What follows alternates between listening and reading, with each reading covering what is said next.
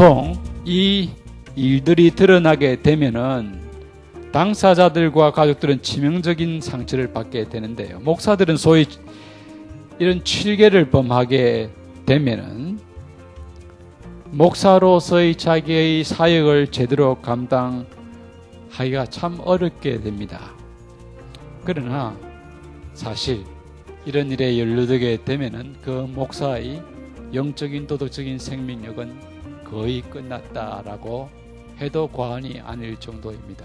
이런 일에 연루돼서 회복되어 이전보다 더 잘 목회를 하는 사람들이 간혹 있습니다만은 이런 경우는 10명 중에 1명도 되지 않습니다.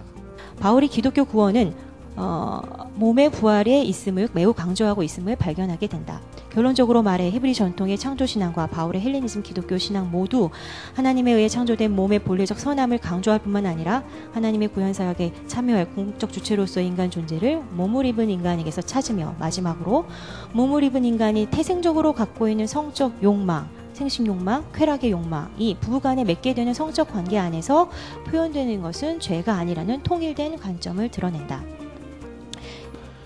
그제 기훈실 사무실에서 저에게 최근에 있었던 그 사건의 피해자들의 목소리를 이렇게 뉴스앤조이에 나온 것들을 전달을 해주셨는데 정말 그 피해자들 분들께 경의를 표하고 감사를 드리고 싶습니다. 왜냐하면 우리가 알지 못하는 그 진실 뒤에 실제로 어떤 일이 있었는가에 대한 그 사건 규명이 되지 않으면 치료도 일어날 수가 없고 용서가 일어날 수 없기 때문입니다. 그래서 이런 진실 규명에 참여해 주신 우리 피해자분들께 그분들이 어떤 분들이신지 알 수 없지만 정말 평생에 남은 그런 상처를 안고 살아가실 분이라고 생각이 드는데 그분들에 대한 감사, 용기에 대해서 감사의 말씀을 먼저 드리고 싶습니다. 그리고 마지막으로 저는 성적 탈선에 대해서 최대한 이진 아웃을 주장을 좀 하고 싶습니다.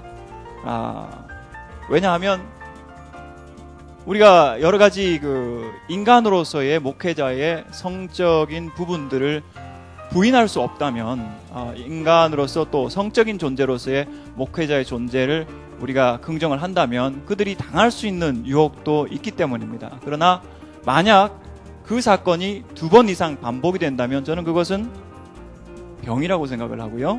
그리고 그것은 약탈이라고 생각을 합니다. 그래서 한 분에 의해서 한 목회자에 의해서 2사람 이상이 약탈당한 케이스가 발견된다면 저는 그분에게 강력하게 목회를 떠나라고 그렇게 말씀을 드리고 싶습니다. 그러면 어떻게 해야 하나 하는 면에서 좀 저의 소박한 견해를 좀 얘기합니다.